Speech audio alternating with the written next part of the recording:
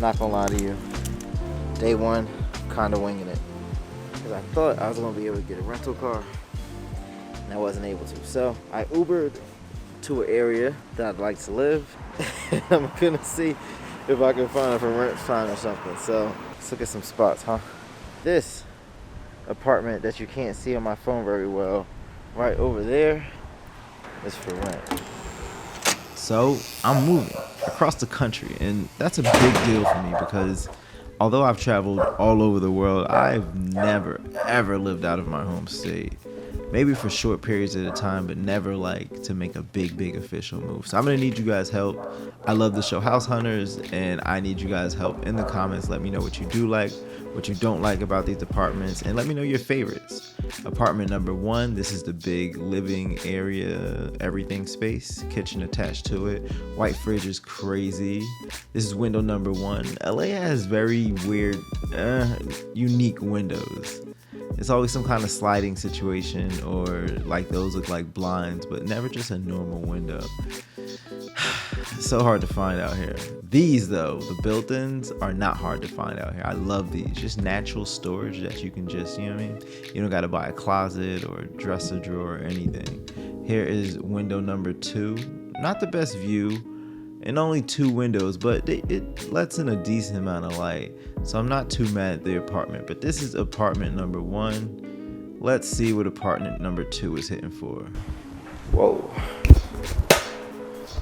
Yeah. That's man, the mustard and ketchup tub is killing it for me. It's big, but the colors are bonkers. Also, the way the door hits this toilet, you know, it makes it a lot going on in there. This is a studio apartment with a half of a bedroom, and I believe this is the half. I could see this being like a home studio, home office, maybe even like a mini home theater, but I don't know if I'm up for that DIY project. And this is the living space. If we go over here, we'll find our kitchen. It's an okay size for just me, but I don't really love the style of the kitchen in itself. And right over here, we have a big closet. I think it's the only closet in the house. Nah, that bathroom is not the way. And that door is right on the toilet. But you gotta like move back from the sink to open the door. Come on now. Come on now. This had all the potential to be such a nice area. It really did. Alright, well, I'll be there.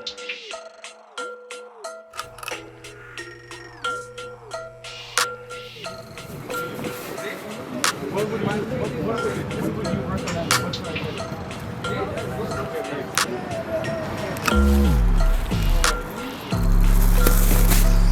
Yes, sir.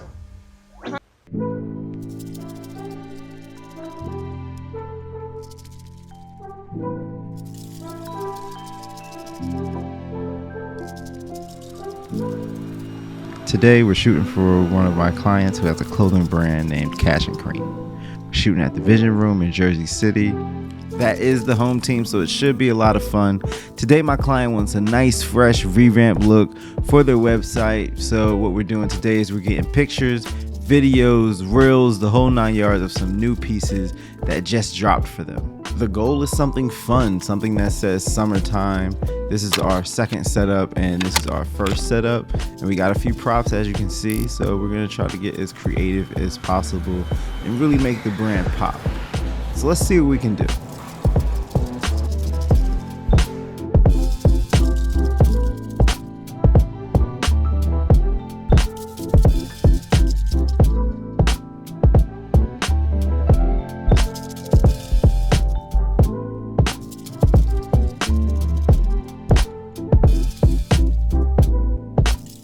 I'm so excited about how these images came out, and if you want to know a little bit more about the post-production process or even how these photos came out, stick around to the end of the video. But now, I gotta go see somebody about a cheesecake. You guys don't happen to have cheesecake? They ain't have it. I thought, where the f do normal people get cheesecake? And then thing. Let's see what's up. Y'all got some cheesecake. Okay. Y'all got some cheesecake. Man, I really need a cheesecake. Come on, man. Sorry, Max, you gonna turn cheesecake? Thank you. You have a good one. Empanadas, huh? Look at the cheesecake. Best thing here. To get conference. I don't want to get too much electricity, but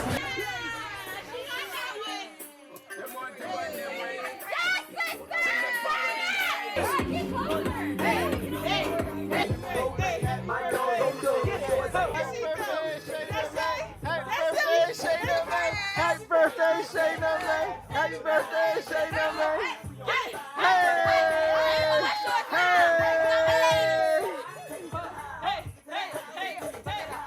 Hey, go on, Shayna, man! Hey! Go on, Shayna, man!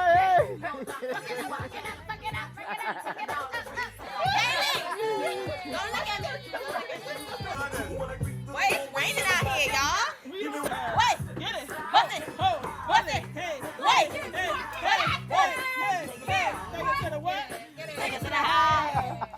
Take it to the house. Take it to the house. It's a sandwich. Hey! Take it to the house. Take it to the house. Take it to the house. Take it to the house.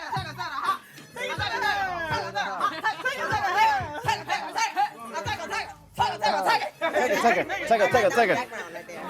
It was a good night. It was a good night. I also got my little mama here. Hey, mama. Look at your little face. I'm grateful for all the motherfuckers that came here. And we love you, Shay. And I love y'all. Oh, real badass house party. Leave some Hennessy later. Grow up. What the fuck is wrong with y'all? Come get this cheesecake that's on P. Diddy. They told me to get the cheesecake. I want a piece. And nobody eats the cheesecake. You got your piece? So now me and M gonna eat the cheesecake. Hey, look at it. Not touched. Look the same as when I got it in the store. Voila. I don't know, because you're supposed to maybe go to the very Before. This is such a big process for me because I really do have a hard time getting rid of stuff. I have a really hard time detaching from things, so it's gonna be a really big like psychological and like emotional challenge, you know, because I really don't want to take a lot of stuff with me. This is the first step. Then we gotta go to LA and start looking at places and see if we can lock something in. And if we can, then it's official.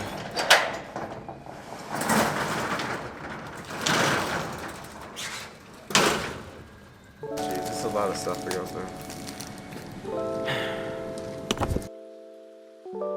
I wanted a chance to get out of the studio and bring you guys into the post-production room where I do all my work from, where the magic happens, just to show you what the step-by-step process of post-production is, or at least my post-production. Before we get started, I want to give a shout out to the whole Patreon crew who's watching right now. Now, if you want to join my Patreon crew because you love good content, or you're a business creative trying to get more tips about how to be an artist and run a business at the same time through your art, or you just want to see the extended clip of this very vlog, which includes the rest of my House Hunters adventures in LA, don't worry.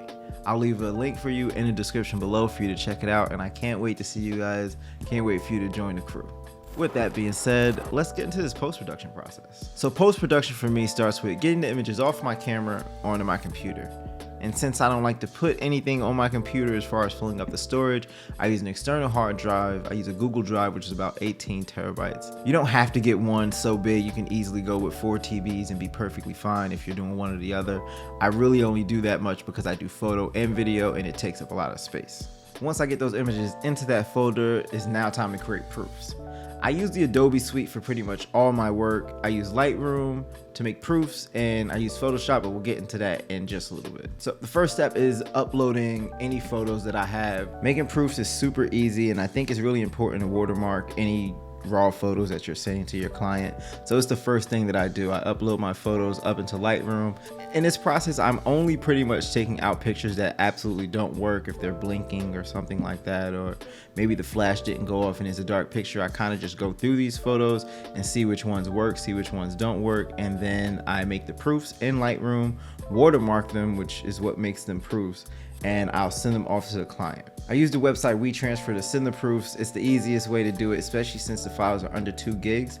It's a great way to send those images quick without taking up any storage on your side. After I send off the proofs, I wait for the client to send them back to me, which selects they want, and that is all pre-discussed before we even get into the post-production. During pre-production, we talk about how many edits they're gonna receive and things of that nature. So they'll send me back exactly the ones they want edited, and then I'll bring those photos back into Lightroom, just those, to begin the editing process. Once the images are selected, I do a little bit of color correcting for the photos before I bring them into Photoshop. Color correction, nothing too crazy, just to kind of get the photo at a good balance, neutral status quo. After that, I send the photos to Photoshop for retouching. Now, when I retouch, I don't use a mouse or a trackpad. I use a tablet, and not like an iPad, but this is a XP Pen Deco Pro. I used to have a different one that was a little cheaper. I think it was 60 bucks. This one's not that much more expensive, but it works wonders for if you're trying to do anything in the editing process or anything like that. This one's wireless, so I can do it from here. But anything I do on this tablet directly reflects what is happening on the screen. So I have my button set up to where I can zoom in, I can go and touch things and edit things and move my brush around and get to do some good skin retouching and stuff like that, and it makes it a lot more efficient. You're a lot more precise because it's like you're drawing almost. I advise anyone who's doing any photo editing to get some kind of tablet. They don't have to be expensive. I know there's several brands that you could look at. I love XP Pen. They do exactly what I needed them to do, not too much, and that's what I use for my retouching. After I'm done retouching a photo, Photoshop automatically sends that retouch photo right back to Lightroom, so it makes finishing the rest of this process very, very easy. At this point, I just do some color grading, something that brings a little more style, a little more pop to the color, whatever it needs to add for those final touches, and I send my images using Dropbox. And the reason why I use Dropbox and not WeTransfer for sending images is because I want to save and store my final images. The proofs, not so much. I don't really want to store those or create more memory for those. So I use WeTransfer and they don't have to stay on file for me. But with the final photos, I like to use Dropbox, which I do have to pay monthly for, but I like to use Dropbox in order to get that done so I can have a record of all my photos and all my content as well. I should also mention I pay for the Adobe Suite, the tablet, Dropbox. The only thing that's free in this process is WeTransfer, which makes it really easy. You could also send your final photos through WeTransfer if you're not worried about having your image stored on some cloud. I just like it for organization purposes, but you could go either way so that you're not paying to be able to send Dropbox. And actually, I think Dropbox is free to a certain amount. I think to like 2 gigs, but I'm well past 2 gigs. And that's it. Then it's on to the next shoot. I know there's tons of ways to go into post-production and everyone has their methods. In fact, I'd love to know what you guys do. If you could leave it in the comments, drop it in the comments below. Let me know what you guys do or what you guys get into for post-production. Maybe some tips and tricks that I don't know, or websites or software or hardware that I could use myself. I'd love to know what you guys do for your post-production. And oh, before I forget, the sign. The sign! I'm so excited about this. Great backlight, nice, beautiful piece. It means a lot to my business and what I feel about my business. So, just another step in the journey. So if you liked this video, found it helpful, funny, positive in any type of way, want to follow my journey a little more, hit subscribe, leave a like, leave a comment. I'd love to hear from you. If you found this video negative in any way, stick around. I may post something you like. Who knows? Till next time, guys. Peace.